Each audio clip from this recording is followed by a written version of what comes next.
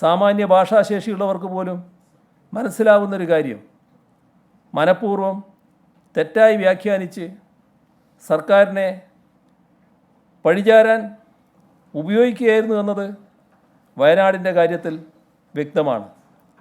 ദുരന്താനന്തരം ലഭിക്കേണ്ടുന്ന കേന്ദ്ര സഹായം മുടക്കാനുള്ള കൊട്ടേഷനാണോ ഇക്കൂട്ടർ ഏറ്റെടുത്തതെന്ന സംശയം സമൂഹത്തിൽ നിലനിൽക്കുന്നു. ഉണ്ടായ ദുരന്തത്തിൽ നിന്നും നാടിനിയും കരകയറിയിട്ടില്ല.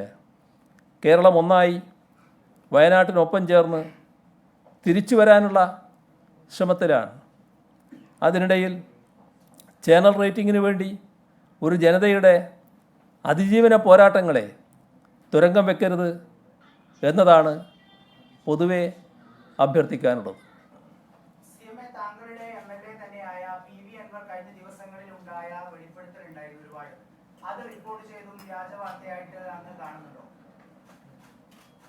ഈ പറഞ്ഞതെല്ലാം ശരിയാണെന്നല്ലേ അർത്ഥമല്ലേ? അല്ല, ഇത് ശരിയാണെന്നല്ലേ? അത് പറയാം ഇത് ശരിയാണെന്നല്ലേ? ഞാനീ പറഞ്ഞ കാര്യങ്ങൾ നിങ്ങൾക്ക് പൂർണ്ണമായി ബോധ്യപ്പെട്ടു എന്നല്ലേ കാണുന്നത്? അല്ല, അത് ഞാൻ പറയാലോ. എന്താ നിങ്ങൾ ബേജാറാവുന്നു? ഞാൻ പറയുന്നത്, ഞാൻ ഇത്രയും സമയം പറഞ്ഞല്ലോ. എത്ര സമയമായി ഇപ്പോൾ പറഞ്ഞ്? 1 മണിക്കൂറോളായി. അപ്പോൾ ആ സമയം മുഴുവൻ പറഞ്ഞ കാര്യങ്ങൾ നിങ്ങൾക്ക് ബോധ്യമായി എന്ന് കാണുന്നതിൽ എനിക്ക് സന്തോഷമുണ്ട്. അത് ഏത് ചാനലാ? റിപ്പോർട്ടർ.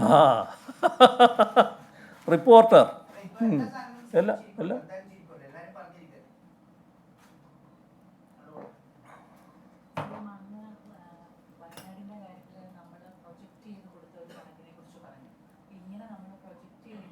പ്രതീക്ഷിക്കുന്ന കണക്കുകൾ കൊടുക്കുമ്പോഴും 1000 കോടി ചോദിക്കുമ്പോൾ 200 കോടി മാത്രം കേന്ദ്രത്തിൽ നിന്ന് ധനസഹായം കിട്ടുന്ന ഒരു അവസ്ഥ ഉണ്ടല്ലോ.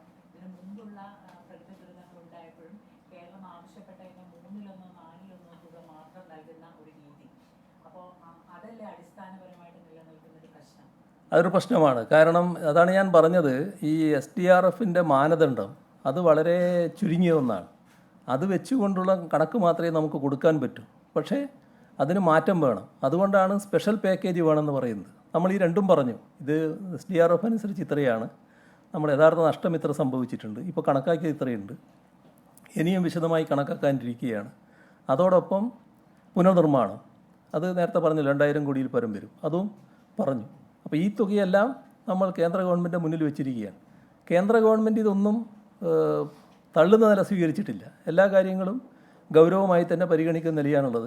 അവർ അന്ന് പറഞ്ഞ കാര്യം പൂർണ്ണമായും ശരിയായിട്ടുള്ളതാണ്. ഞങ്ങളുടെ ടീം അവിടെയുണ്ട്, അവർ പരിശോധിക്കട്ടെ. പരിശോധിച്ചതിന് ശേഷം വിലയിരുത്തിയതിന് ശേഷം ഞങ്ങൾ നടപടി സ്വീകരിക്കും. നമുക്ക് പ്രതീക്ഷിക്കാനല്ലേ പറ്റൂ. ആ പ്രതീക്ഷയിൽ തന്നെയാണ് ഇപ്പോഴും നിൽക്കുന്നത്. പക്ഷെ അത് വൈകുന്നു. ആ വൈകുന്ന കാര്യവും ഒരു മാധ്യമവും പറയുന്നില്ല എന്നാണ് ഞാൻ നേരത്തെ പറഞ്ഞത്.